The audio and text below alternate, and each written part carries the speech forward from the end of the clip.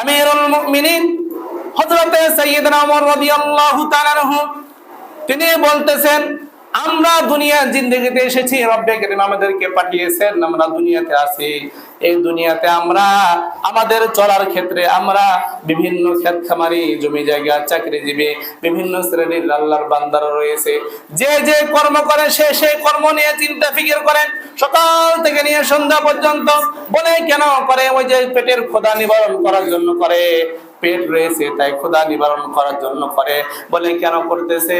এই পেটটা আছে তাই করতেছে। রাসূলুল্লাহ নবী সাল্লাল্লাহু আলাইহি সাল্লাম শিক্ষা দিলেন।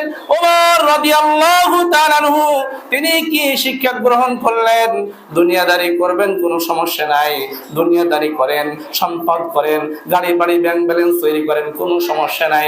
কিন্তু এর ফাঁক দিয়ে সাহাবায়ে কেরামরা কোন পথ অবলম্বন করেছেন, কোন পথে তিনারা চলেছেন, কোন পথটা তিনারা গ্রহণ করেছে, যার কারণে রব্বে কারীম মহাগ্রন্থুল কোরআন কারীমের ভিতরে আল্লাহ পাক রব্বুল আলামিন আয়াতে কারিমা নাযিল করলেন। আয়াতে কারিমা নাযিল করে দিয়ে বললেন যে এই কোরআনটা যারাই ধারণ করেছে তাদের জন্য জীবিত থাকা অবস্থায় আল্লাহ পাক রব্বুল আলামিন জান্নাতের সুসংবাদ দিয়েছেন। সুবহানাল্লাহ, জান্নাতের সুসংবাদ যারা ধারণ করেছে। বলে কেন? এই কোরআনটাকে যদি ধারণ করতে যদি পারেন, কারণ কোরআন কারীম এমন একটি কিতাব, কোরআন থেকে আপনাকে আমাকে শিক্ষা গ্রহণ করতে হবে। কারণ কোরআন কারীমটা যদি ধারণ করতে পারেন, ভালো দিক দিয়ে যদি ধারণ করেন, তাহলে কোরআন আপনার পক্ষে সাক্ষী দিবে। কি সাক্ষী দিবে? যখন রব্বে কারীম ঘোষণা দিয়ে দিবে, ইয়াউমা তুরজাউনা ফীহি ইলাল্লাহ, কিয়ামতের ময়দানে আল্লাহ পাক রব্বুল আলামিন যখন ঘোষণা দিয়ে দিবে, বান্দা যাও যাও, শোকান শোকান, তোমার জন্য জাহান্নামের অর্ডার হয়ে গেছে, তুমি জাহান্নামে চলে যাও। যখন সেই বান্দা দৌড় দিয়ে যখন জাহান্নামে চলে যাবে, কোরআন সামনে যে দাঁড় হয়ে যাবে, সামনে যে দাঁড় হয়ে যে মামলা দায়ের করবে কিয়ামতের ময়দানে। এমন কোন হাদিসের ভিতরে বা কোরআন কারীমের ভিতরে আসে নাই যে কোন নবী আলাইহিস সালাম ফরিয়াদ জানাবে। ও আদম আলাইহিস সালাম থেকে শুরু করে নিয়ে ঈসা রূহুল্লাহ পর্যন্ত কেউ কথা বলার কোনো সুযোগ থাকবে না, রব্বে কারীমের সাথে কথা বলতে পারবে না, এক কদম সামনে অগ্রসর হতে পারবে না। কিন্তু আমাদের সকলের যে ভালোবাসার জিনিস রাহমাতুল লিল আলামিন রাসূল কারীম সাল্লাল্লাহু আলাইহি সাল্লাম মাকামে হাম্মামে সিজদায় পড়ে থাকবে। কেন পড়ে থাকবে? দেখেন, যে কারণে বিশ্বনবী জনাবের পুরা 30 পারা কমপ্লিট কোরআন এমন একটি কিতাব, এই কিতাবটা নাযিল করা হয়েছে মহাগ্রন্থ কোরআন কারীম। সেই কিতাবের সাথে যাদের সম্পর্ক থাকবে, ওই কিতাবে ওই কোরআন কারীমটা কিয়ামতের ময়দানে রব্বে কারীমের সাথে কথোপকথন করবে।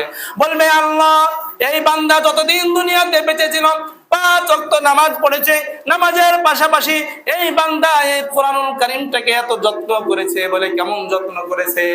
ইমাম সাহেব নামাজ পড়িয়ে দিয়ে বাড়িতে চলে গেছে, আর ওই বান্দা আমাকে মহাগ্রন্থুল কোরআনুল কারীমের পৃষ্ঠা উল্টাইতেছে আর তেলাওয়াত করতেছে আর চোখের পানি ঝরাইতেছে। বলছে, আল্লাহ, দুনিয়ার জিন্দেগিতে কত মানুষ দেখলাম, কত বিলাসিতা দেখলাম, কত গাড়ি বাড়ি, কত ব্যাংক ব্যালেন্স দেখলাম। আল্লাহ, এই কোরআনের মাধ্যম দিয়ে আল্লাহ তুমি সৃষ্টিকর্তা যে পাঠিয়েছো যাহা কিছু, ওই সৃষ্টিকর্তা পর্যন্ত আমাকে সেই স্থানে পৌঁছে দিয়েন। সুবহানাল্লাহ।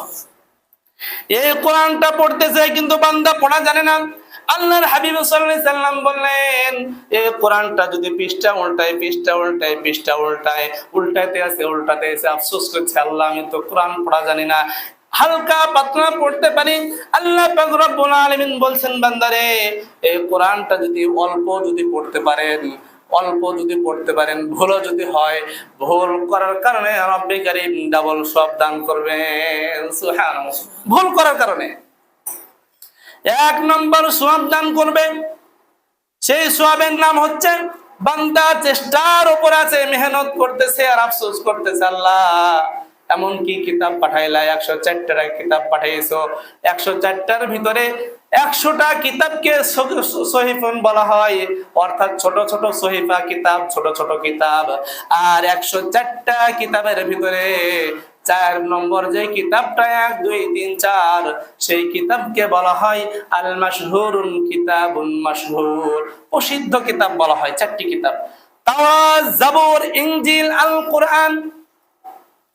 যে বিষয়ে আমি কথা বলতে চাচ্ছি সম্মানিত মুহতারাম হাজিরিন, এই কোরআনের সাথে আমাদেরকে মহাব্বত রাখতে হবে। আমরা কত মহাব্বত করতেছি দেখেন, ভাই ভাইয়ের সাথে সম্পর্ক, সন্তান বাবার সাথে সম্পর্ক, স্বামী স্ত্রীর সাথে সম্পর্ক, এবং পাড়া প্রতিবেশীর সাথে সম্পর্ক, এবং ম্যানেজার চাকরি যারা হচ্ছে কাছের ক্লোজ মানুষ, বন্ধুত্ব ভাব করতেছে তাদের সাথে সম্পর্ক। কিন্তু এই সম্পর্ক কোনোদিন কাজে আসবে না, কোনোদিন কাজে আসবে না। আল্লাহর হাবিব সাল্লাল্লাহু আলাইহি সাল্লাম বললেন, এই কোরআনের সাথে সম্পর্ক করেন। কেমন সম্পর্ক করবেন? কোরআনুল কারীমের সাথে কেমন সম্পর্ক করবেন? বলে কোরআনুল কারীমের সাথে দুনিয়ার জিন্দেগিতে সবচাইতে কাছের মানুষ যিনি, তিনি গর্ভ ধারণ করেছেন, পেটের ভিতরে সন্তানকে ধারণ করেছেন। এই যে মা 10 মাস 10 দিন বা কোন কোন বর্ণনায় এসেছে আরো বেশি বা তার চাইতে কারো কম, এই 7 মাসের ভিতরে বাচ্চা হয়ে যায়। এই মায়ের সাথে যে গভীর একটা সন্তানের যে সম্পর্ক, সেই কানেকশন ওর চাইতে হাজার হাজার গুণ কানেকশন রাখা কোরআনুল কারীমের সাথে দরকার আছে কিনা বলেন? কিন্তু দেখা যাচ্ছে যে বড় আফসোস পরিতাপের বিষয়, আমাদের সমাজেতে দেখা যাচ্ছে পিতামাতা বেঁচে থাকার পরও বাবার সাথে সে সম্পর্ক থাকতেছে না। একটা শুধু নারীর কারণে, শুধু সম্পদের কারণে, শুধু বাড়ির কারণে অথবা গাড়ির কারণে ভালোবাসা তৈরি হয়ে গেছে বিবির সাথে। বলে কেমন ভালোবাসা? এই যে মায়ের পেট থেকে নিয়ে দুনিয়াতে আসলাম, কোরআন আমাদেরকে কি শিক্ষা দেয় দেখেন। কোরআনুল কারীমটা কি শিক্ষা দেয়? আমরা মায়ের মাধ্যম দিয়ে দুনিয়াতে আসলাম, বাবার মাধ্যম দিয়ে দুনিয়াতে আসলাম, কিন্তু আমরা শিক্ষা গ্রহণ করলাম না, শিক্ষা গ্রহণ করলাম না। আমি 20 বছর পর্যন্ত বাবার হোটেলে খাইলাম, মায়ের কাছে থাকলাম, মহাব্বত তৈরি হলো। যাহাতে আপনার আমার বিবাহ হয়ে গেল, বিবাহ হয়ে যাওয়ার সঙ্গে সঙ্গে 3 থেকে নিয়ে 6 মাসের ভিতরে বাবার সাথে মায়ের কোনো সম্পর্ক থাকতেছে না সন্তানের, ঠিক না বলে? বলে কেন থাকতেছে না? কানেকশন চলে যাচ্ছে।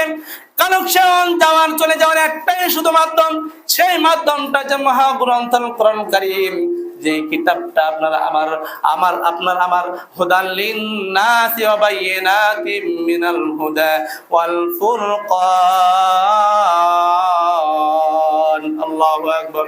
এই কোরআন কারীমটা যে হুদাল লিন্নাস, মানুষের হেদায়েতের জন্য এসেছে, এই শিক্ষাটা আমার আপনার ভিতরে যদি না থাকে, এই চারিত্রিক আদর্শ যদি না থাকে, তাহলে বাবা মা কত বড় সম্পদ, কত বড় নিয়ামত, সেই শিক্ষা তো আল্লাহ পাক রব্বুল আলামিন কোরআনের ভিতর দিয়েছে। কোরআন কারীমটা পড়তে পারেন না, কোরআনের সাথে সম্পর্ক রাখেন না। শুধু তাই নয়, এই গ্রামে যতগুলো হাফেজে কোরআন রয়েছে, হাদিসের আলেমগুলো রয়েছে, তাদের সাথেও আপনার আমার সম্পর্ক নাই। ওই সম্পর্ক কানেকশন না থাকার কারণে পিতামাতার সাথে রং ব্যবহার করা হয়, আর বিবিকে গ্রহণ করার কারণে বাড়ি থেকে সম্পদগুলো সব আলাদা করে নেওয়া হয়। কেন বলেন? এই কোরআন কারীমের মহব্বত, ভালোবাসা না থাকার কারণে।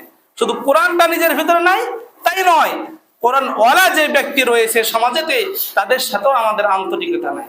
তাহলে যে জায়গা থেকে আপনি আমি শিক্ষা গ্রহণ করব, যিনি দিবেন বা যে জায়গা থেকে আপনি আমি নিব, সেই শিক্ষাটা যদি না নিতে পারি, যদি কোনো মাধ্যম যদি না থাকে, স্কুল কলেজে যে শিক্ষকগণ বাচ্চাদেরকে, আমাদের ছেলে মেয়েদেরকে যে শিক্ষা দিচ্ছেন, ওই শিক্ষক যদি না থাকে, তাহলে কি ছাত্র কি ভালো হওয়ার কি কোনো আশা করা যায়? আশা করা যায় না। তো কোরআন কারীমটা গ্রহণ করার মাধ্যম যদি কোনো ব্যক্তি যদি না থাকে, কোরআন কারীম যিনি শিক্ষা দিবেন সেই শিক্ষক যদি না থাকে, তাহলে পারে আইয়ামে জাহেলিয়াতের যুগে পরিণত হবে, ঠিক কিনা?